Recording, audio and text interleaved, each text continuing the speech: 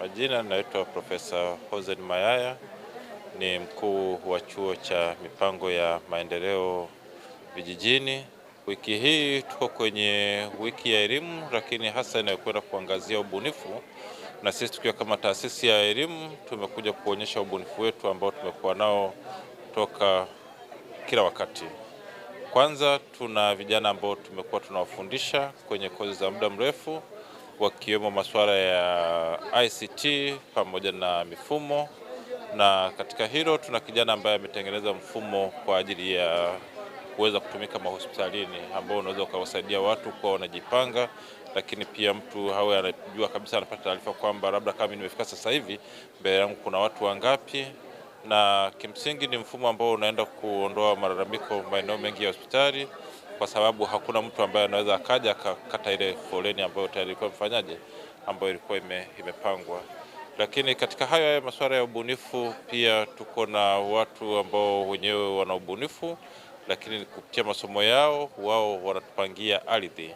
ambao tunajua kwamba upangaji wa ardhi katika maeneo ya mjini pamoja na vijijini yamekuwa ni changamoto kubwa. Sisi kwa kama chuo cha mipango ya maendeleo vijijini tunahakikisha kwamba vijiji vyetu ambavyo vinakuwa leo, tunaamini kwamba vijiji vya leo ni miji ya kesho. Kwa hiyo tunawafundisha masuala ya upangaji miji, ikiwemo upangaji wa vijiji pamoja na vitu vingine, na kama unaweza kuona vifaa vyao utakuja kuviona hapa. Lakini chuo cha mipango imekuwa ni sehemu ambako tumekuwa tunalea wanafunzi wetu tukiwa tunawaandaa kwa ajili ya soko la ajira, na katika soko la ajira hilo tumekuwa na kitu au kutumanisha kituo ambacho kinaitwa Mipango Entrepreneurship and Innovation Center,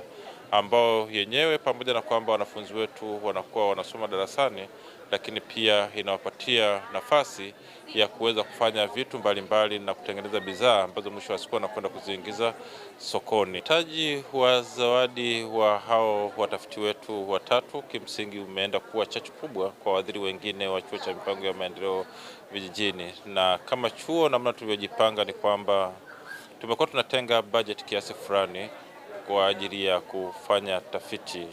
na hii budget inapokuwa inatumika vizuri, wakileta maandiko yao ambayo pia sio kwamba mtu akileta andiko lake tu linapita, isipokuwa huwa tunayachuja kwa kutumia watu wetu wa ndani pamoja na nje ya chuo. Mwisho wa siku naangalia kwamba ni proposal ipi ambayo imekuwa ni nzuri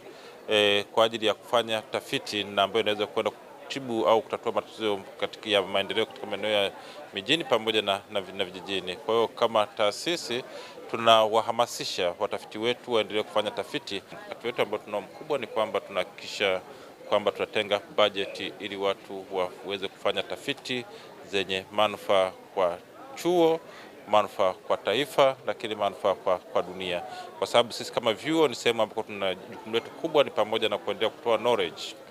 pamoja na utaalamu ambao tunaweza tukawa unawafikia wananchi na watu wengine.